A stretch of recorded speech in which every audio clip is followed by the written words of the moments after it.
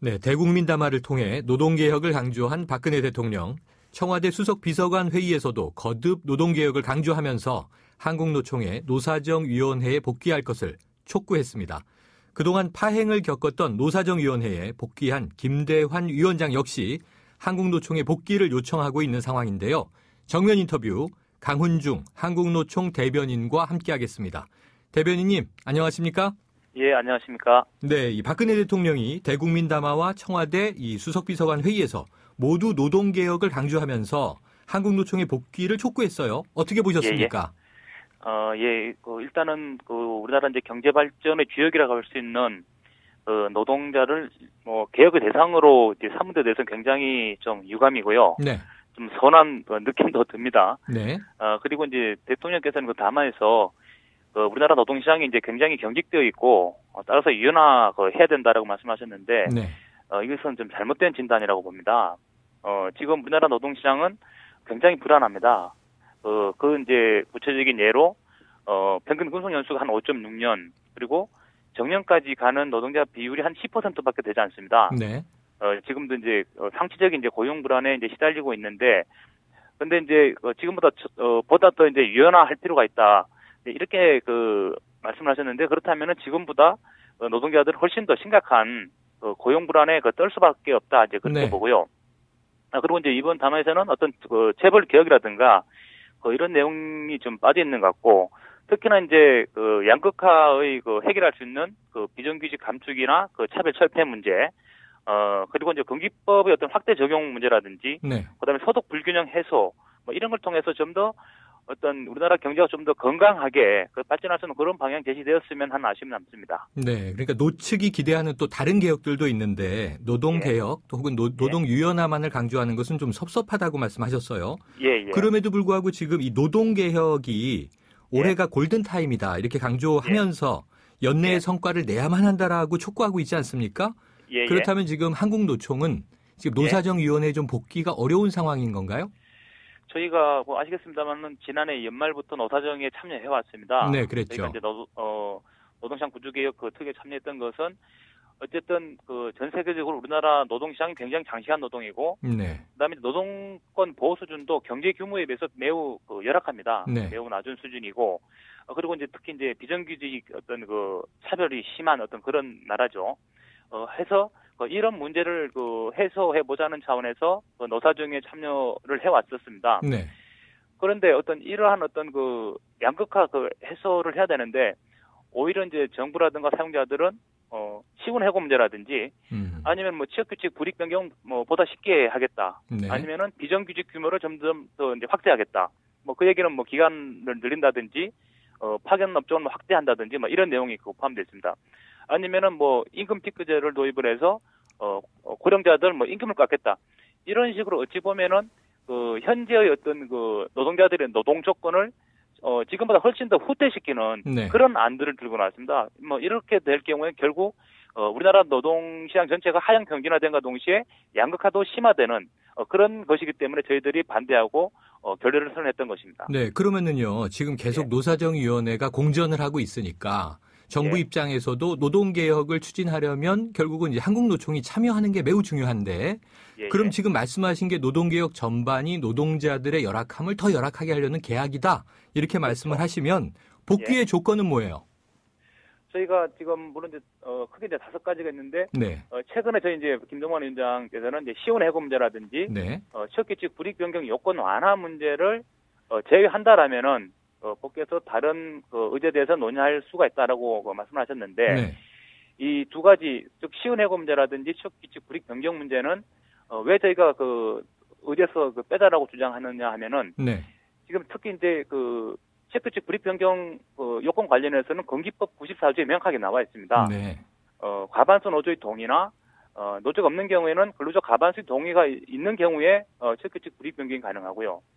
그리고 지금 이미 징계 해고나 정리 해고를 통해서 사용자들이 해고를 하고 있습니다. 현재. 네. 그래서 많은 노동자들은 이제 상시적인 이제 고용 불안에 떨고 있고요. 그런 가운데 또다시 어떤 저성과자 해고라는 어떤 또 다른 어떤 그런 해고의 칼을 들고 나왔기 때문에 이 문제는 현재 이제 고용 시장을 매우 불안하고 이제 심각하게 나쁘게 할 수 있다. 그래서 저희가 이제 이것을 이제 반대하고 있고, 이 두 가지는 이미 또 법에 있는 내용이기 때문에 또다시 노사정에서 논의할 필요가 굳이 있겠는가. 네. 그래서 저희가 이 두 가지 사항에 대해서는 제외를 할 것을 요구하고 있는 것입니다. 네, 그래서요. 지금 이 김대환 경제사회발전 노사정 위원장이요. 다시 복귀했는데 지금 말씀하신 그 저성과자 해고 그리고 취업규칙 불이익 변경 이 핵심 쟁점 두 개에 대해서는 정부가 독단적으로 추진하지 않도록 하는 중재안을 제시하겠다. 이렇게 입장을 냈어요. 그럼 이것은 좀 한국노총의 입장을 받아들인 것 아닌가요? 노사정위원회에서?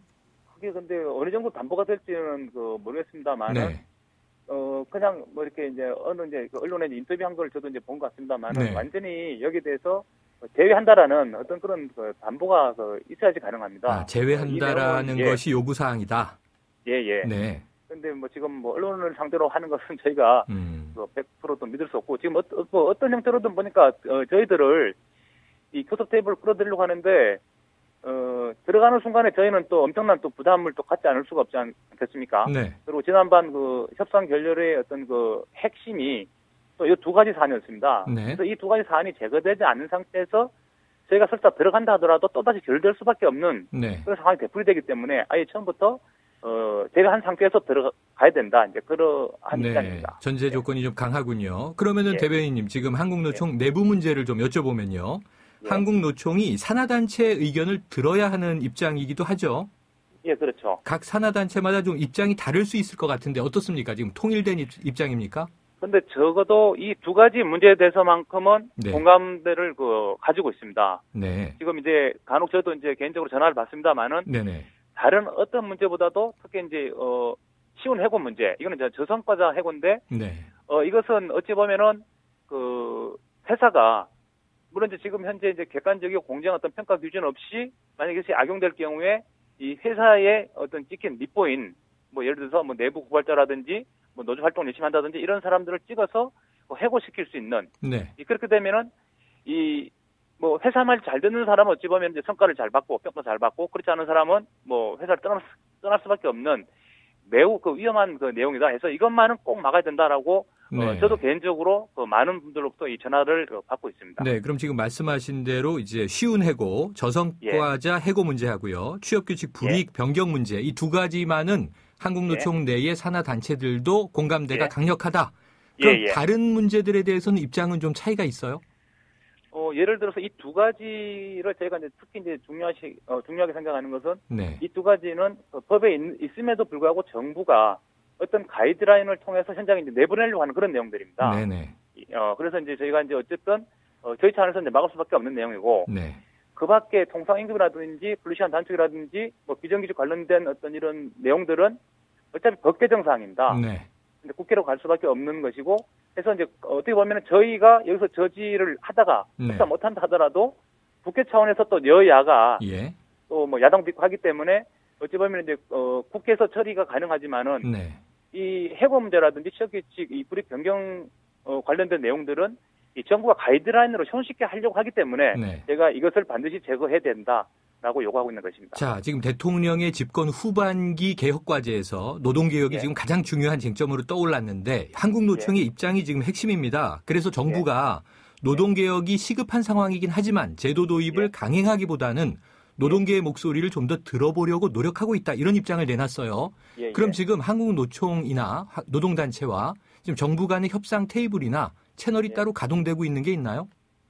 지금 현재는 뭐 중단됐다고 보시면 되고요. 멈춰 있다. 그리고 이제 정부가 이제 강행 처리 이제 하지 않겠다라고 이제 뭐 이렇게 얘기를 합니다만은 그건 당연하고요. 어찌 보면은 왜냐하면은요.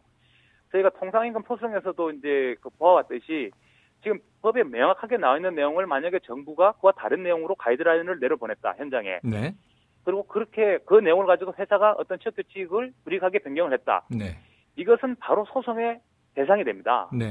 그럼 통상임금에서 봤듯이 그러면은 전국에 있는 많은 사업장이 이 문제로 인해서 소송에 휘말리거나 노사 간의 갈등을 빚을 수밖에 없는 어떤 그런 문제이기 때문에 어찌 보면 정부가 강행해서는 절대 안 되는 그런 내용입니다. 강행할 수 없다. 지금 평행선을 달리고 있네요. 알겠습니다. 오늘 말씀 잘 들었습니다.